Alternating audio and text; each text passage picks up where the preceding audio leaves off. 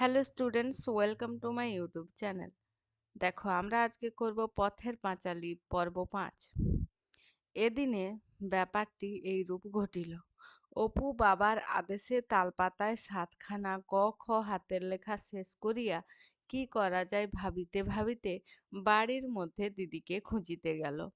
দুর্গা মায়ের ভয়ে সকালে নাহিয়া আসিয়া ভিতরের উঠানের পেঁপেতলায় পুকুরের ব্রত করিতেছে। উঠানের ছোট্ট চৌকোনা গর্ত কাটিয়া তাহার চারিধারে ছোলা মটর ছড়াইয়া দিয়াছিল।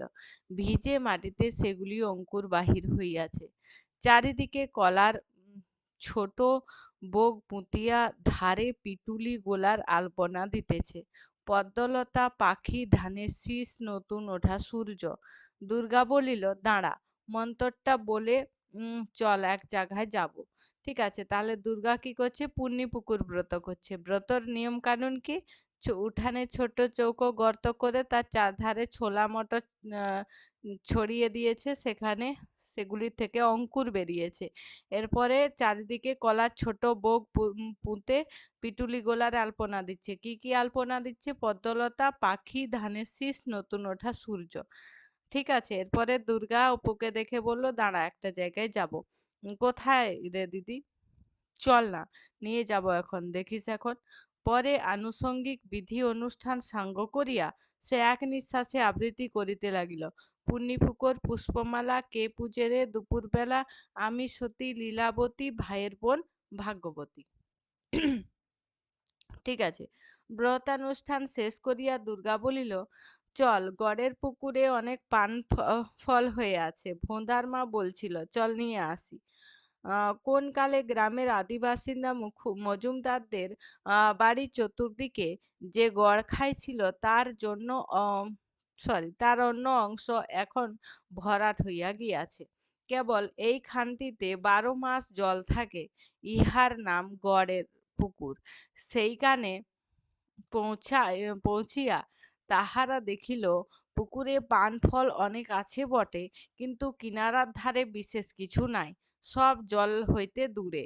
দুর্গা বলিল, অপু, একটা বাঁশের কচ্চি দেখ তো খুঁজে, তাই দিয়ে টেনে টেনে আনবো।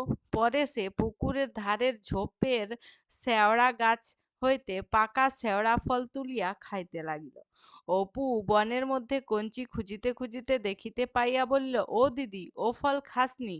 দূর, আধশেওড়ার ফল কি খায় রে? ও তো পাখিতে খায়। দুর্গা পাকা ফল টিপিয়া বীজ বাহির করিতে করিতে বলিল, আয় দেখি, দেখ দেখি কে, মিষ্টি যেন গুড়। কে বলেছে খায় না? আমি তো কত খেয়েছি। অপু কঞ্চি কুড়োনো রাখিয়া দিদির কাছে আসিয়া বলিল, খেলে যে বলে পাগল হয়, আমায় একটা দে দেখি দিদি। পরে সে খাইয়া মুখ একটু কাঁচুমাচু করিয়া বলিল, একটু একটু তেতো যে দিদি।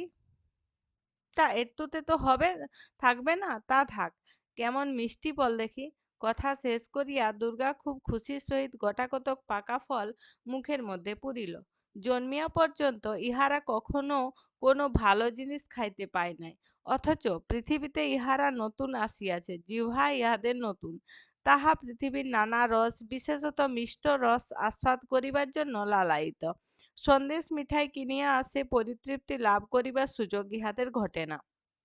বিশ্বের অনন্ত সম্পদের মধ্যে তুচ্ছ বনগাছ হইতে মিষ্টরস আরোহণরত এইসব লুব্ধ দরিদ্র ঘরের বালক বালিকাদিগের জন্য তাই করুণাময়ী বনদেবীরা বনের তুচ্ছ ফল ফুল মধুতে ভরাইয়া রাখেন। ভাই বোনের কলহাস্যে খানিক্ষণ ধরিয়া পুকুর প্রান্তের নির্জন বাঁশবাগান মুখরিত হইতে লাগিল। খানিকটা পরে অপু পাশের একটা শেওড়া গাছের দিকে আঙ্গুল দিয়া দেখাইয়া চেঁচাইয়া বলিয়া উঠিল, দিদি দেখ কি এখানে।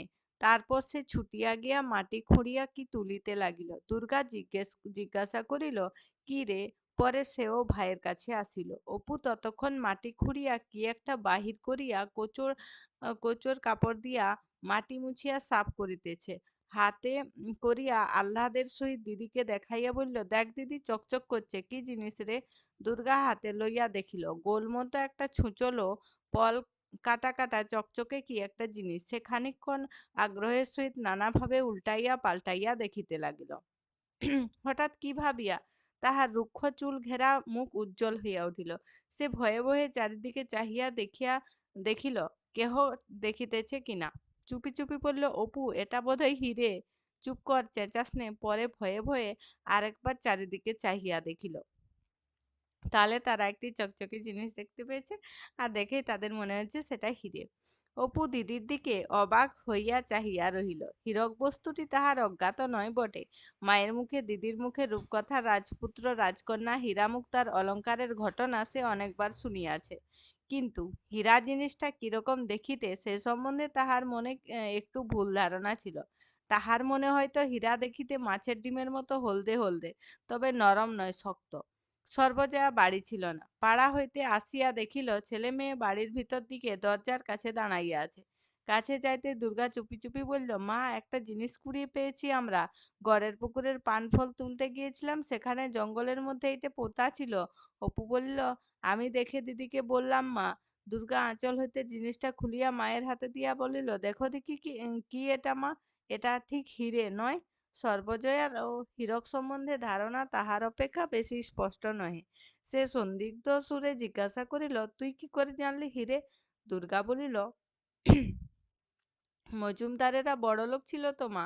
ওদের ভিটের জঙ্গলে কারা নাকি মোহর কুড়িয়ে পেয়েছিল। এটা একেবারে পুকুরের ধারে বনের মধ্যে পোতা ছিল, রোদ্দুর লেগে চকচক করছিল। উম, এ ঠিক মা, হিরে। সর্বজয়া বলল, আগে উনি আসুন, ওকে দেখায়। দুর্গা বাহিরের উঠোনে আসিয়া আহ্লাদের সহিত ভাইকে বলল, হিরে যদি হয় তবে দেখিস, আমরা বড় মানুষ হয়ে যাব। অপু না বুঝিয়া বোকার মতো হি হি করিয়া হাসিল। খানিক পরে একটা পুটুলিয়া হাতে হরিহর বাড়ি ঢুকিল। সর্বজয়া বলিল, ওগো শোনো, এদিকে এসো তো, দেখো তো এটা কি। হরিহর হাতে লইয়া বলল, কোথায় পেলে? দুর্গা গড়ের পুকুরে পানফল তুলতে গিয়েছিল, কুড়িয়ে পেয়েছে। কি বলো দেখি? হরিহর খানিকটা উল্টাইয়া পাল্টাইয়া দেখিয়া বলল, কাঁচ না হয় পাথর টাথর হবে। এতটুকু জিনিস ঠিক বুঝতে পারছি না। সর্বজয়ার মনে খানিকক্ষণ আশার ক্ষীণ রেখা দেখা দিল। কাঁচ হইলে তাহার স্বামী কি চিনিতে পারিত না? পরে সে চুপি চুপি, যেন পাছে স্বামীর বিরুদ্ধ যুক্তি দেখায়, এই ভয়ে বলল, হিরে নয় তো? যদি হিরে হয়? হ্যাঁ, হিরে যদি পথে ঘাটে পাওয়া যেত তবে আর ভাবনা কি ছিল, তুমিও যেমন। তাহার মনে মনে ধারণা হইল ইহা কাঁচ। পরক্ষণে কিন্তু মনে হইল হয়তো হইতেও পারে, বলা যায় কি। মজুমদারেরা বড়লোক ছিল, বিচিত্র কি যে হয়তো তাহাদের গয়না টয়নার কোনো কালে বসানো ছিল, কি করিয়া মাটির মধ্যে পুঁতিয়া গিয়াছে। কথায় বলে, কপালে না থাকিলে গুপ্তধন হাতে পড়িলেও চেনা যায় না। শেষে কি দরিদ্র ব্রাহ্মণের গল্পের মতো ঘটিবে? সে বলিল, আচ্ছা দাঁড়াও, একবার বরং গাঙ্গুলি বাড়ি দেখিয়া আসি।